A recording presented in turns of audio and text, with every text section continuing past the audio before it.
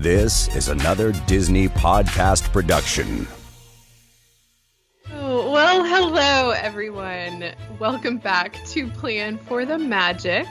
I am Audrey. I am joined by my very funny friend tonight and co-host Dave. How are you doing today? It's accused of being funny, so it's a pretty good day. That doesn't happen very often. Oh, well, if you're new here, this is Plan for the Magic, a podcast where we hopefully help you plan or wing your next vacation to the most magical place on Earth. What do you mean by wing? What do you mean by wing? Who would wing a trip to Disney? Let's just say there are some people on this podcast, namely a guy named Dave, who likes to do frequent short trips and doesn't do a lot of, all I'm saying is reservations 60 days in advance give you the hives. So for those of you in that category, we will hopefully support you and your kind of trip planning. And for those of us normal people who take this very seriously, I'm just kidding. I know. Listen, think about the thousands and thousands of people that live within driving distance to Disney. They're wingers, Audrey. They're wingers. Okay, fine. And they need wingmen like me. This is why both of us, we are here doing this together. Problem is they're not listening to this podcast because they live there and they know everything. So, well, that's probably we should have them all on. Come on and join us. We should. Would love a guest host. Okay, so let's get to it tonight, this evening. We've talked about this in a number of podcasts, but the day has finally arrived where we are going to talk about some of our very favorite Disney planning resources. These are Disney people who know what they are doing, and I'm super excited to go through this list. I've got some on my list. You've got some on yours. But before we do, can we pause for a moment and do just quick check-ins? Okay, sure. Yeah. So you have a trip coming up in like 2 weeks, dude. It is 14 days from 2 days ago. That doesn't make any sense. We're leaving in 12 days. which if you look at your calendar, that should immediately spark a question. I'm not asking you to look at your calendar, but if you were to look at your calendar, you'd be like, wait, 12 days, that's a Tuesday. You were originally going Wednesday through a Monday. What has happened? Yeah. Oh, great question. Inquiring minds don't want to know, but Dave is forcing them to listen. Okay, so here's what's happened. I don't know how to get there without literally. So everybody get tucked in and ready for a bedtime story because Dave can't keep anything short. Okay. One upon a time. Big breath. Yeah. Once upon a time we were going on Wednesday. Now we're going on Tuesday. The end. No. So we are. I work and Matthew and I are going together. Brandon and Krista live there. That makes up all of like the main ADP podcast family. Okay. So that's right. They're Matthew and I are bunkmates. Bunkmate sounds weird. Roommates for this trip, and we also happen to work together. So Matthew and I work together at a. This is going to sound way cooler than it is, but I promise you it's not. We work at a television studio, but it's an international television studio, and I live in Virginia. So if you want to know more, email me. But anyway, so it has been quite a long time since we've had actually talent come in and like do shows in the studio. We've been mostly doing all of our work remotely, meaning like COVID happened. We sent a bunch of people ring lights and video cameras and like little microphones like we're using in the show, and figured out how to do 11 live shows a week from all over the world. We have some in Turkey. We have some in Atlanta. That doesn't sound as exciting as Turkey. We have some in London. We have a bunch in California. So anyway, we're still doing all the shows, but a lot of them, they would come at least, and we would do 3 or 4 big productions at work. Okay. All the backstory's done. Well, they have started to trickle back in. Like we have somebody coming this week for a week. And then our managing producer just forgot that we were traveling and has somebody coming in Monday, October 4th through that Friday. So we were flying back that Monday and missing work. And so now here's what's fun. It worked out because we were going on the 29th. The 20, is that right? The 29th through the 4th. Now we're the 28th through the 3rd. So we just hike everything back a day. Everything worked out great. We called Disney. Everything worked out great with Pop Century. We still have a preferred room. Awesome. Everything's going awesome. We actually saved like $4.18. Not really, but it was like $3.95 on our flights. On our flights, and we actually got better flights coming back. We got to choose later flights, which was good. Okay, so now here's all the changes and why I'm so giddy about it. Firstly, we just did it because, but do you know how? Well, if you're an annual pass holder or I've read about it, you had the opportunity. They released all of these days that you could sign up for and do an annual pass preview for Ratatouille. Well, the last day they were doing that was on the 28th, the day before we come. But we booked it because we know our plans and our lives change all the time. And we're like, it doesn't cost anything to book it. I remember you saying that. So now we get to go and experience that because we'll be there on the 28th. That's so great. What also happens on the 28th is, do you remember that I'm so excited because there's all of these old things that we're closing chapters on, right? And then new books that are launching, right? So one of those things that are closing is September 28th is the final show of Epcot Forever. I'm going to move on from the name because that's the worst name forever.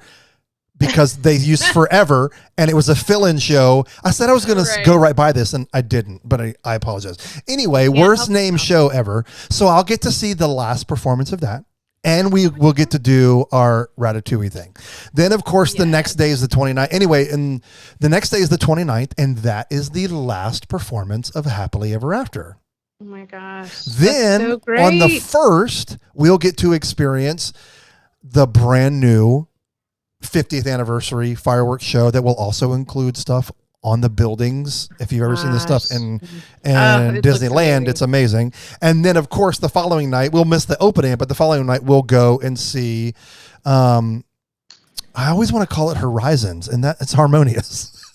We'll get to see the last two shows, two brand new shows. I mean, really. And Animal Kingdom has that new kite show that's going to be launching the daytime thing, because we were all wondering, what are they going to do with Rivers of Light? Well, Audrey and I are huge fans of Rivers of Light, so this is not by any means a replacement, but at least they're finding something to do with that 5,000 seat amphitheater that was literally go bake in the sun and eat your lunch. So are y'all going to do that too? Yeah. Here's what I'm all about. Here's what I'm excited about more than anything is, as often, we joked at the beginning of the show, as often as I go, it's so nice that we're going to get to experience like 10 new things, right? Do you think, remember, every night they're going to do all the little iridescent-y things on all of the park castles? When I say park castle, I mean literally the castle, and then Grauman's Chinese Theater, and then Spaceship Earth, and then the Tree of Life. They're all doing special stuff. So like that's 4 new things right there. Then you've got 3 new shows. Right. And then we are currently 4 days away from Space 220 opening, and we are crossing our fingers to get a lunch or dinner reservation. We don't care. We'll take either. I don't think it's going to happen, but you never know. Right. You never know. You got to try. So, so going a day early significantly changed things for us because we get to experience all of the old things. Don't have to wait in line for Ratatouille it's going to be reservation. What do they call it? No, it's digital queue, virtual queue. It's going to be virtual queue. But I mean, my mind immediately went to when they opened Frozen Ever After, and that first day it was 7 hours. Like I was like, that's what it's going to be like that first weekend because everybody's there for the 50th. But not to poo-poo it, we did it in Paris. You've done it in Paris, yeah. It's cute. I hope that doesn't offend people. It's cute. It's awesome that there's another attraction at Epcot, right? Another ride. But in 6 months, this should be a walk on. Yeah, we'll see. We'll be there. I mean, probably not because it's still so new, but whatever. Yeah. Anyway, that's my Disney news. What about your Disney news? Great. I don't have, my little tiny Disney news is yesterday for the very first time I used the chat feature on the My Disney Experience app, and it was amazing. We had modified our reservation. I didn't tell you this, but we did. This was my first modified DVC. So I knew something was new. for Old Key West, and then we changed our reservation to the Polynesian. That was you the guys are boys' going back. vote. So Nice. do what? You guys are going back. Yes. Okay. We are going back. And so I had updated the reservation, and when you do that, the reservation number doesn't change. It's the same. And so and they were like, it'll, in 48 hours, give it whatever, and it'll trigger. And it never did. It was like several weeks later. So. Oh, now you got me freaked out. I don't know if ours changed.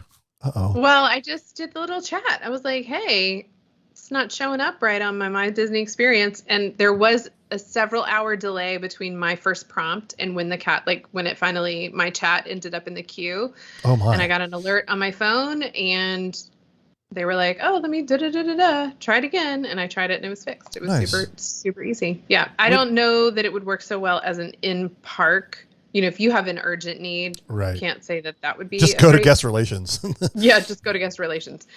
But so was it Bob Chapek or Josh Damaro that helped you on the chat? I can't say that I remember, but I'm guessing it wasn't either one of those guys. Oh, you never know. All right. Okay, fun. Planning resources. Yes. The great thing is that there are people who know Disney way better than Dave and I do. Oh yes. Are incredible resources when it comes to planning vacations at Walt Disney World. And I leverage almost all, well, I do. I certainly leverage all the ones on my list, and some of the ones on yours I'm realizing now. I'm not going to go into too much detail on my first one. My very first one is a certified Disney vacation planner. We talked about that a lot in the last episode. These folks are, there's a whole deal that they have to, trainings that they go to. There's quite a bit of information that they learn just to become certified Disney vacation planners. Right. These guys are free for you. So the traveler does not pay for the services of a certified Disney vacation planner. The Walt Disney World Resort does. So this is just a great place to start. You can partner. And like I said before, my sweet friends Bo and Holly, I do a lot of planning and I still use them. And so I think there's plenty there who, and I would say my friends would say this too, there are some clients where they do everything. And then there are clients like me where I'm kind of a co-planner with them. Sure. So that's my number one is find yourself a certified Disney vacation planner. And a lot of people always ask, well, how do they make money? Do they make money? Well, I mean, the ones that are good at it do this full time. Yes, right. That's right. Or I shouldn't say good. The ones that devote all of their time and have grown their business, because it is a business. But don't worry about, I don't know exactly how the magic works, but it is definitely based on whatever package and stuff that you do through them, they get a cut of it from Disney, because Disney's like, oh, cool, you brought money to us. Thank you. Yes. That's exactly right. It's way more in depth than that, but that is your brand start of the school year, 5th grade answer. There you go. That's plenty. Yes. Yeah. So that's a good one. Okay. Are we alternating or are you going? Yeah, let's alternate. You go. My number one, dang it, I should have. My first one is by far now my most favorite. And what I mean by now is, obviously I have evolved, and when I didn't come out of the womb this passionate about Disney. And so I have grown and leaned on all of these resources that we're going to talk about tonight, even the ones that Audrey's sharing. As I learned and planned, but I am, it's funny because I always joke about wing it. But again, as I mentioned before, I wing it now because of the years and years and years and years and years and years that I dug in and just learned and searched and asked questions and was in chat rooms and called Disney, like all of the above. It never hit me, or I just think when I first started getting into it, I just didn't know a lot about, wait, there's Disney vacation planners, which is funny because my grandmother was a travel agent for airlines. So you would think I would have known to duh, you got these people that do this for you. Anyway, but my number one, my one that is my favorite now is a website called blogmickey.com. In my opinion, it is the best resource for breaking news, everything that's going on in the parks. period. Yeah. Now, Yeah. the most of his attention, well, it's a guy named Mike, but obviously he has tons of people that are involved because he's not in the Right. park and every park at the same time. But almost all of his content, the majority of his content is Walt Disney World, and now that Disneyland is back open, Disneyland. But obviously during COVID, when we started our podcast, everything else was basically shut down. So it was always Walt Disney World news, which that's my home park. Right. But now, but yeah, he covers all of them. Well, like when big Shanghai stuff pops up, they're there to cover it. But it's mostly Disney World and Disneyland, and it is. I mean, I don't want to say it's like late breaking news, but I mean it is. I mean, he has his resources and he has his people, and as somebody who's a tech nerd, there are lots of important things. I'm going to talk about a resource that I love that I don't use anymore just later on because it's so hard to look at. Where Blog Mickey is beautifully designed. Like it is current. It feels like today. It looks good on your phone. It looks good on your iPad. It looks good on your computer. And so that's what drew me to his content is amazing. But what drew me is it's got to look good and be appealing and easy to find stuff. So blogmickey.com. And we're going to cover, like Audrey has a great resource too that I often go to and read their stories and articles. But that's my favorite for the reasons that I just mentioned as of right now. And I'll just continue to go backwards. It's a good one. The next one on my list is a website called TouringPlans.com. It is a subscription-based website, although it's something like $12 a year, Correct. $13 a year. It's pretty cheap. And honestly, I subscribe to them even on the years that we aren't, because I'm planning the next trip, even if we don't have one like right out of the gates. So there's a few things I love about this site. They have thorough reviews of every property, every restaurant.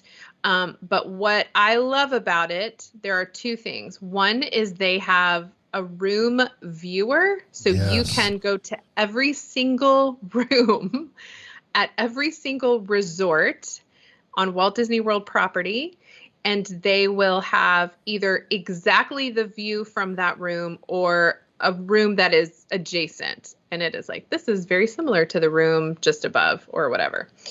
And what they can help you do is find kind of sneaky rooms that might have a water view that are not technically the preferred, that for some reason Walt Disney World hasn't identified as a preferred room. And it's great. Like you can just put in the filters of, I have a regular, just a general room, and this is what I'm looking for. And then you click this little button that says, what is a TouringPlans preferred room? And they'll light up the kind of map of the resort, and you click on it and it'll show you some information about the room. And they will actually send a request to the hotel on your behalf, requesting that room. I will say, if sometimes you're working with a certified Disney vacation planner, they're going to do that too. So it's probably not wise to have two different organizations kind of requesting rooms on your behalf. Right. But if you're not using a vacation planner, the Touring Plan is a great option.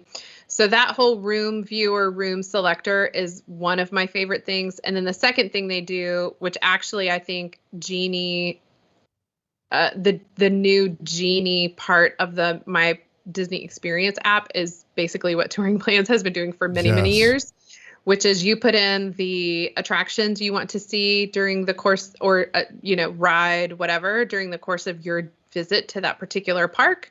You can put in if you have a reservation for a meal, or if you want to take a 2 or 3 hour break in the afternoon. And then it has years of data, and will use its algorithms to create for you the plan of which order to ride which rides over the course of the day, so that you have a choice. You can choose to walk the fewest, the least amount, like the least amount of distance. You can ask to wait the least amount in lines. So there's different ways that you can kind of direct what you want your plan in the park to be.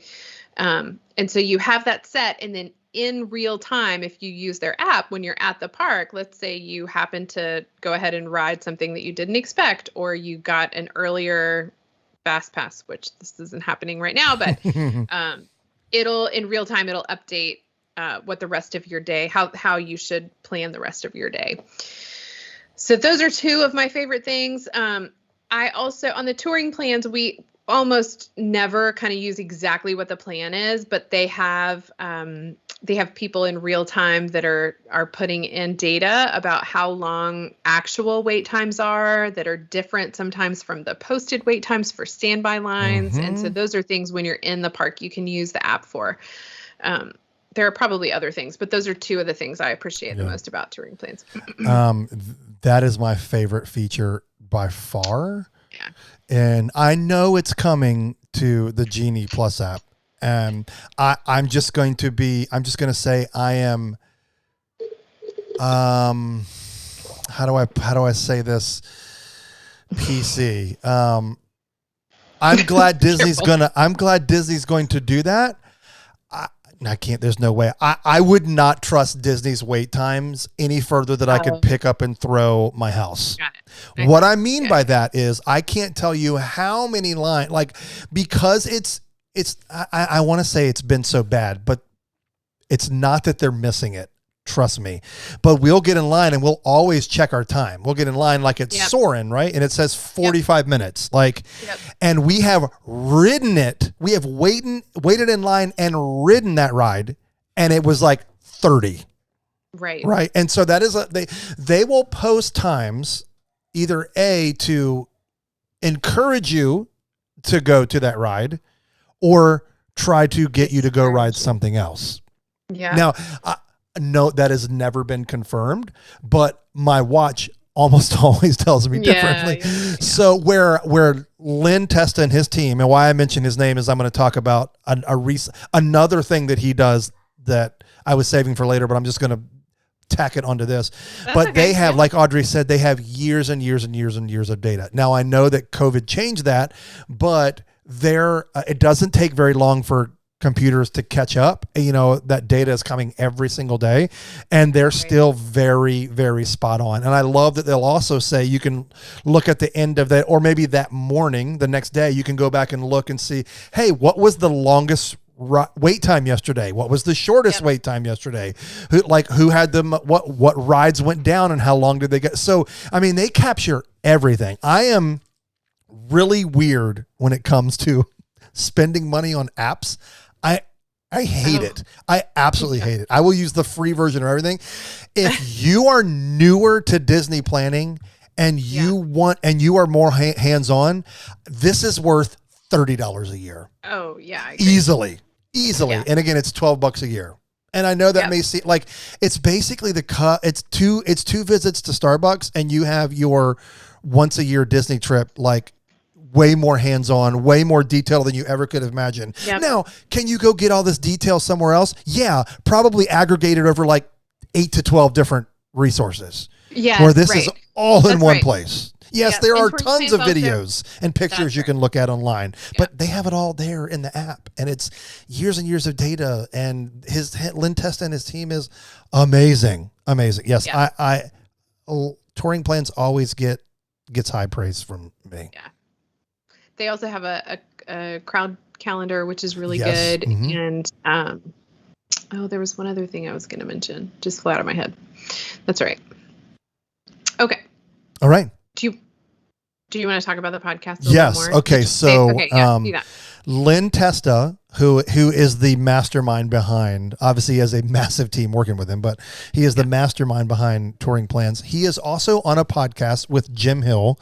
If you don't know who Jim Hill is, he is, I don't know if he would call himself a Disney historian. He may even be labeled at that. I should have looked it up, but he is very well connected, knows tons and tons and tons of history, knows what's going on, and always he's in the ears of people that are at Disney, and he knows things well before that he's coming. Obviously he's not giving away his resources. He's not blowing things out, but he'll always drop this hint of, there's something coming, boom. Right. And then it's going to happen. Yeah. Right.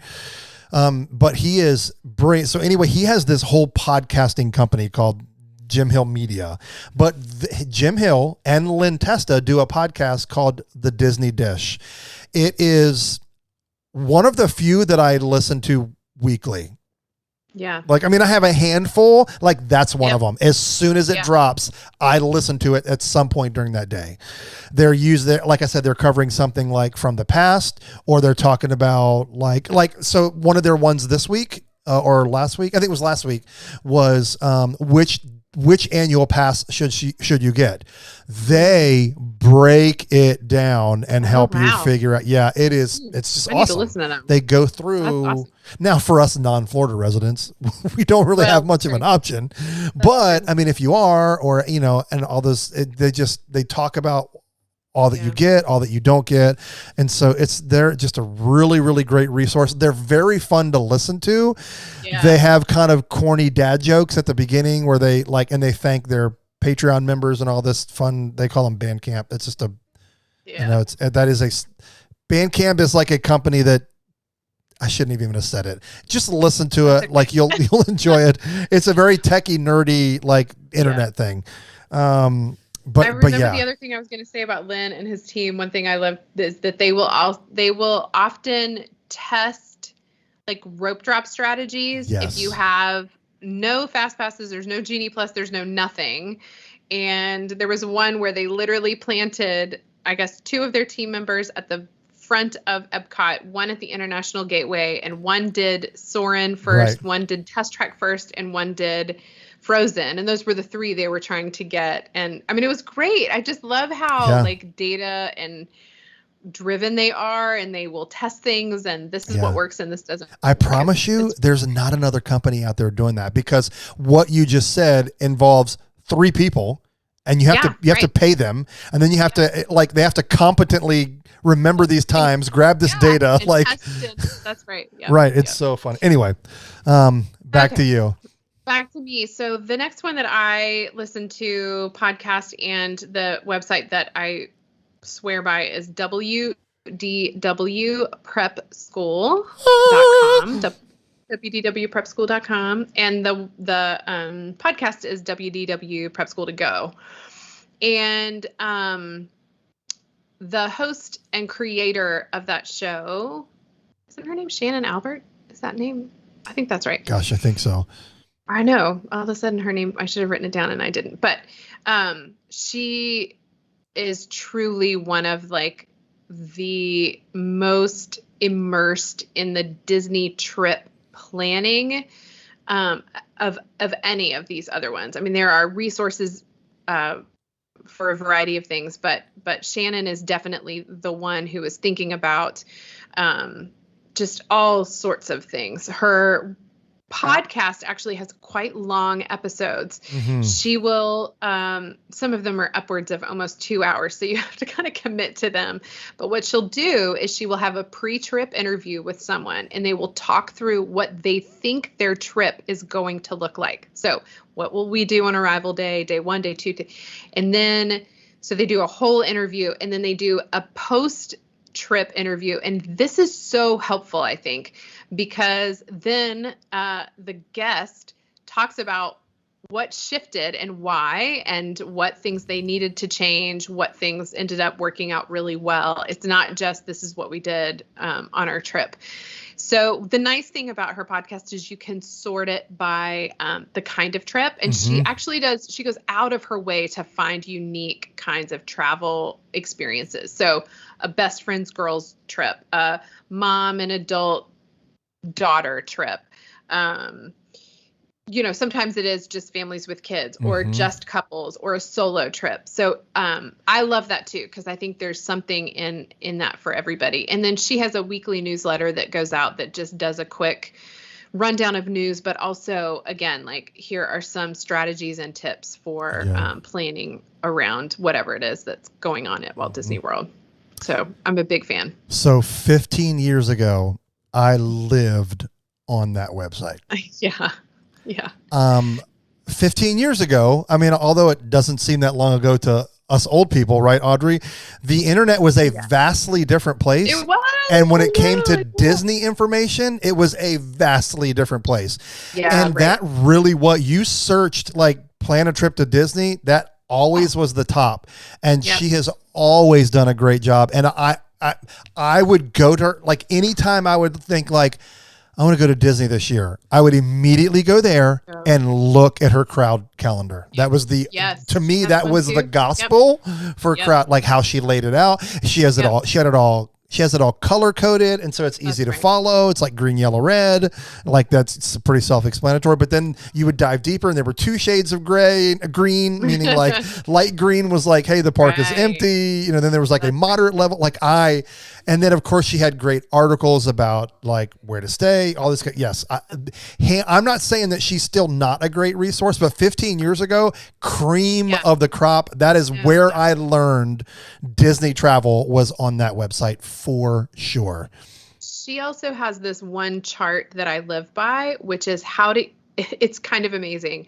You put point A from a drop down, and then you put point B in a drop down, and it will explain how to get from one place to the other. Let me tell you, at Walt Disney World, if you do not have a car, that is much easier said than done. And there's like estimated times and what kinds of transportation there is. And it is literally for every resort, every park. It is amazing. It's one of my very favorite features of that website. It is. It's pretty great. It's still great. I just don't visit it as much because I'm more interested in what's the breaking news right now, which is why I blog Mickey. And like, I mean, like we talked about several episodes ago, like you can kind of see, like I'm typically like a February, May, August, that's right. November kind of guy. Like, you know, it's like, so I kind of have and those are all based on February, great weather, low crowds, May, not great weather, but early May, it's most of schools aren't out yet. And I used to always go for the Star Wars weekends. I mean, so there was some reasons behind it, but if you're just getting started, phenomenal resource, you know, especially if you just like to dig and search and play. And I would always come across this is a great article. Yes, like, and just, what is this? And read it. I mean, and I would read it cover to cover. I mean, it was always great. Yep. Okay. My next one is, I don't know. Like Blog Mickey, like I said, blogmickey.com right now, it's more of my like breaking news. This is what's happening this week. Like, cause they're just always in the parks. They have so many, people that are there and helping them cover, and great photography. Like, again, everything is just beautiful and fun to look at.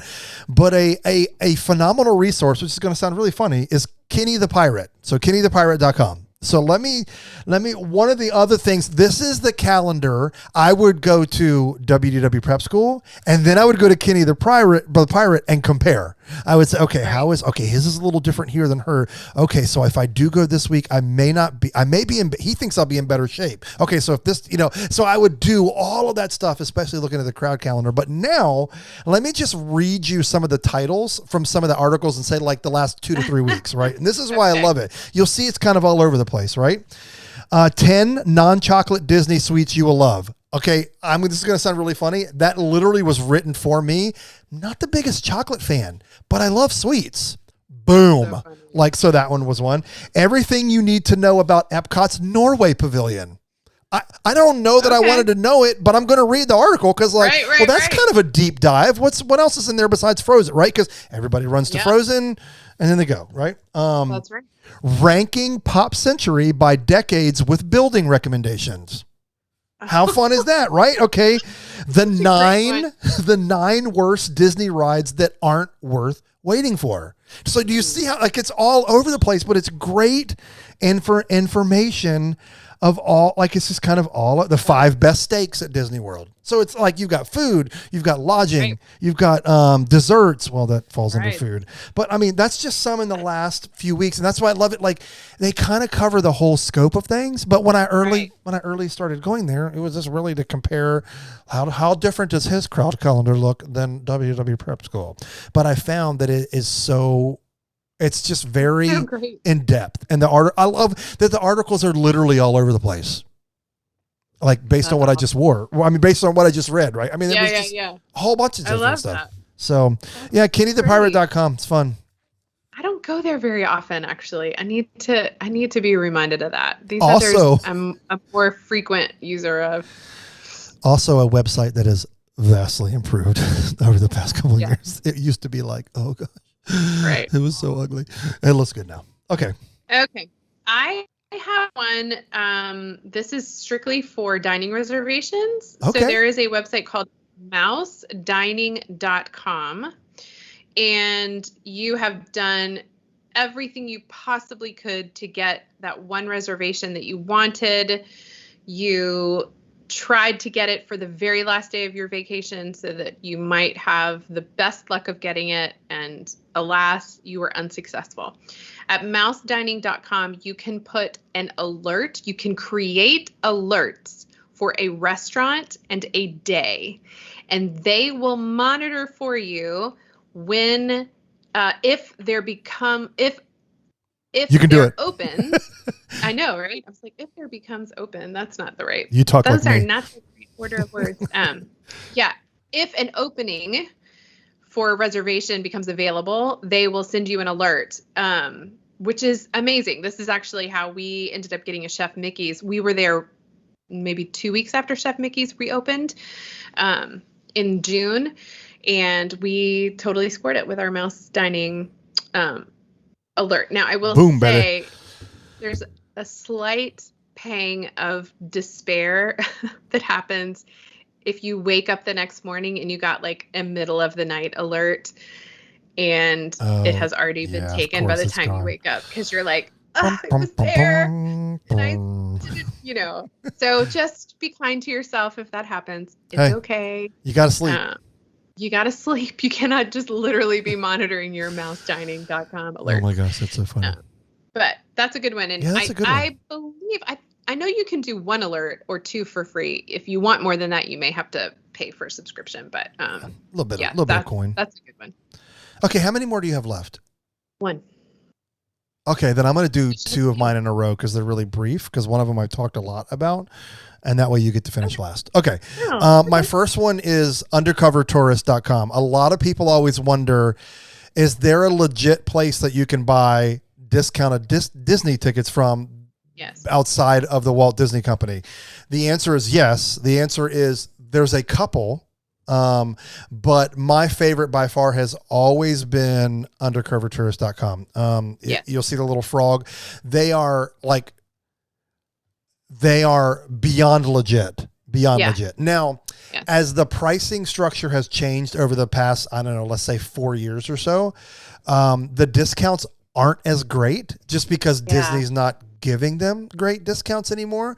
But if you have if you're going 6-7 days and you have a family of 4, you'll find yourself you'll end up getting 2 days of tickets for free. And sometimes they even have sometimes they even have the buy a 3-day ticket, get an extra day free. Like they'll run special, which Disney does as well. But when those special are, so you can, if it's just you and your significant other, it may be $20 to $40 cheaper. But hey, that's something. But where they excel, in my opinion, is you can also get discounts on staying on Disney property. Yes. So at the end, if you can go there and rent a car, just like you do with Expedia, Travelocity, whatever. But if you buy tickets and rent a car, that rental car is significantly reduced than just going there and buying a rental car. So I typically, now that's a big deal. Because again, I am that weirdo in my family that I'm the only one that has an annual pass. So when I buy them for my kids, that's where I go.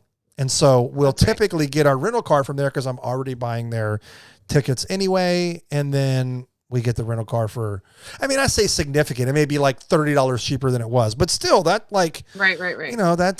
That may go from $300 for the week to $270. To me, $270 sounds way cheaper than $300. And that $30, that's for me and my daughter, that's a quick service meal. There's somewhere to put it. Trust me, Disney is a lot of money. Yep. So that was my brief one. And then my last one is, it's another great resource like the other ones we say, but it's MouseSavers.com. That's not the one you did, right? No, you No, did I Mouse didn't. Dining. Yeah, MouseSavers. Dining. And why I struggled to go there anymore is because the website still looks like it's from 1997. That's why. It's just really, it doesn't mean that what they offer isn't great, but it is. I look at it and it just looks like text throw up everywhere. And it's like mustard yellow. And like I know that where they're going, it's like red and white and yellow. I get it. It's Mickey colors. But so I find it harder to find stuff there because there's not this gorgeous layout. Yeah. But that's a really selfish and lame excuse. And it's a great resource. But it's one that I would probably check everything else before I go there. But they have a lot of great stuff. And they have a lot of great links to Disneyland tickets for saving some money on Disneyland tickets as well. Because there's much fewer of Disneyland ticket places for discounts than there are Disney World. So that's all. That's right. That's all I got.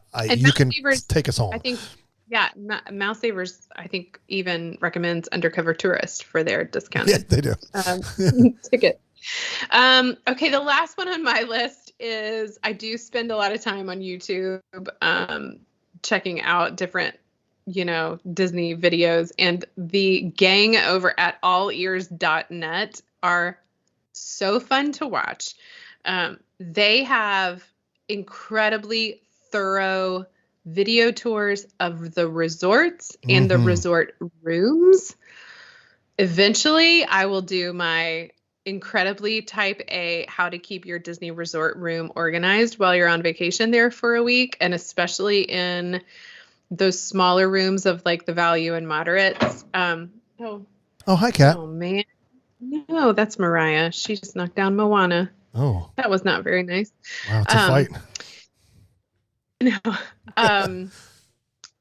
Yeah, and I remember watching when the first time we stayed at the French Quarter. I wanted to know. There's not a ton of storage at French Quarter. There are. In fact, at Pop Century and some of these other ones, there's a ton of shelving that doesn't exist at French Quarter. And so I was trying to think about how to organize and all that stuff once we were there, because I think we were there for 8 nights. Oh, wow.